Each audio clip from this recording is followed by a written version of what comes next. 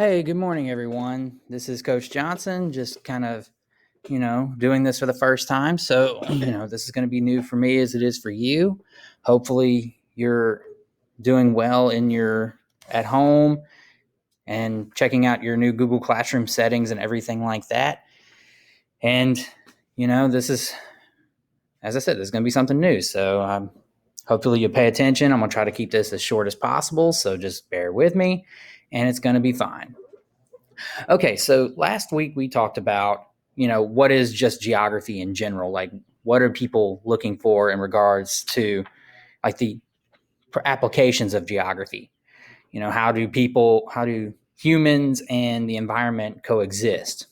And today we're going to kind of like look more into actual geographers as what they do for their living, I guess you could say. Now, anyway, starting off here, we're talking about cartography, which is the art of map making. Now, people have been making maps since almost the dawn of time because people had to learn how to get around, especially once paper, pen, ink became a thing, maps started being made.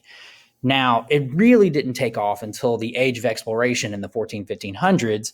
And this is when you had explorers like Christopher Columbus, Ferdinand Magellan, the conquistadors, Henry Hudson, all these different guys making maps because they were drawing what they found when they came across the Atlantic Ocean or when they went down the coasts of Africa and came around, because the Europeans really didn't know what was there.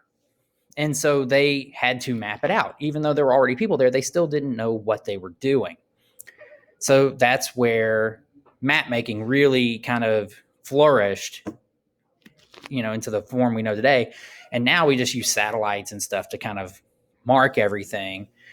And I mean, now how many of y'all would probably use Google Earth or, Waze or some sort of GPS program, Apple Maps, to, find your way around, when it used to be, even when I was a kid, you had maps. So you had to learn how to read a map. And we'll go over some of that later on. So it's still a useful skill to have. But anyway, moving on. There are actually several branches of geography. The first one here being physical geography. This is where we study the Earth's physical features.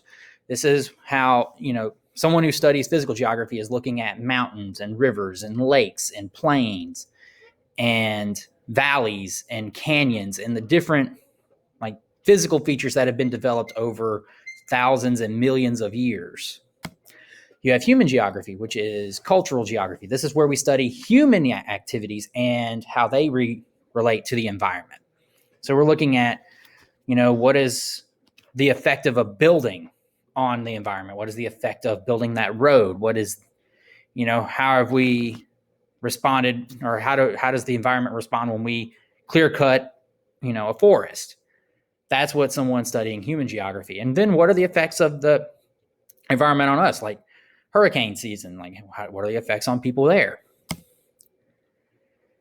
You also have so when it comes to geographers, they are often working on a very specific, like using very specific things to kind of gauge their work, to justify what they're doing, to come to their conclusions. I mean, it's still very much in many ways a science.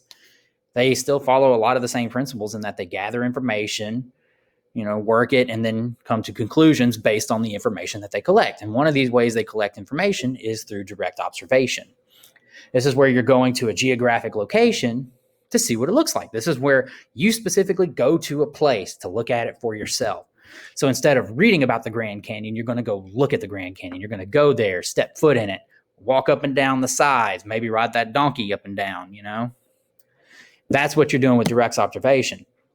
Now, a lot of times, especially nowadays, if travel is not applicable, especially in the days of COVID now, sometimes travel is not applicable, but you can sometimes have geographers rely on aerial or satellite photographs. So they can take pictures from planes or satellites and get a lot of information just by looking at those pictures. And then there's mapping, which is where cartographers, which you talked about a second ago, who are the people who design and make maps, which are graphic representations of places and regions. And they typically can often provide more complicated information about the people, places, things. Like you can have physical maps, you can have city maps, you can have, population maps, all these different types that give you a piece of information from that city or from that place that help you understand what's going on. There's interviewing. So if you're a cultural geographer, you will actually go to a place and interview someone. So if you're wanting to talk about Spain, for example, you're going to go to Spain and interview Spanish people. And I mean, that's pretty straightforward, right? Then there's statistics, where geographers use statistics. So they look at a place, gather information, and look at it to present data, find the patterns. And essentially, they're trying to come to conclusions based on the data and putting it together in different permutations to, find something out. Now, statistics are used in many different fields, but, say if you're wanting to find the life expectancy of Afghanistan, you'll gather data of birth and death rates, so how many people are being born in a country versus how many have died, and you'll put those together to come to your to find out what the life expectancy is, or something of that nature. And that's really how they use statistics. And then of course there's technology. Especially nowadays, technology has become much more prevalent, especially with the use of satellites, radars, GPSs, and what are known as geographic information systems, which, those are the computer tools that will process and organize this data that comes in from these different sources. And they use that to study weather patterns, environments, human settlements, like all of these things that we look at that help us kind of determine information about a place. And these are very important for city planners, retailers, local governments, to help them understand what the impacts would be if they pursue a certain project. So some of y'all are probably familiar now with the Swan Lake, roads and all the backways and stuff that they're having to build through Airline Drive in Bossier.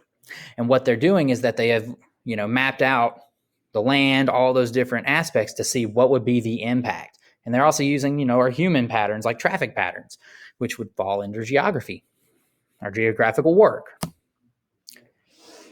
And then there's, they study other stuff. And I mean, the thing is, geography is such a broad-ranging discipline that, things like history and government fall under geographical understanding. I know it seems crazy to think about right now, but when you think about it, what we study often, when we're studying people, we're not just studying how they relate to the world, but also how they relate to each other. And history is essentially the story of people. I mean, it's literally the word story is literally in the name. So we're often studying history and government, so the different government systems, to understand changes that have taken place over time. And then you co-opt that with changes in the globe and out in the world. And you can see how maybe those changes affected how a government developed or how a system of economics developed. I mean, the Native Americans, most of them did not deal with money, but they had a barter and trade system. And a lot of that was because tribes lived in different places where different crops could grow better. So they actually would just trade those crops with each other. And then, money systems would develop later on that essentially did a lot of the same things. Instead of trading, some chocolate, like a cacao bean, for a coffee bean, what you would get was somebody would pay money as the bartering tool instead. But the idea is still the same, that history and government, those two things work together as well. All this stuff is connected, basically. And the same thing with cultures too. A lot of human cultures developed, a lot of it out of practicality for where someone lived, especially with environments. I mean, a lot of the religions that they, had some sort of tie in with how people acted. I mean, some of the things that, again, Native American tribes would do was based on where they lived. Like Plains Indians or Plains Native Americans would follow herds of buffalo because that was the best way for them to gather food, and also, tools and clothing, because they use every piece of the buffalo for some sort of purpose.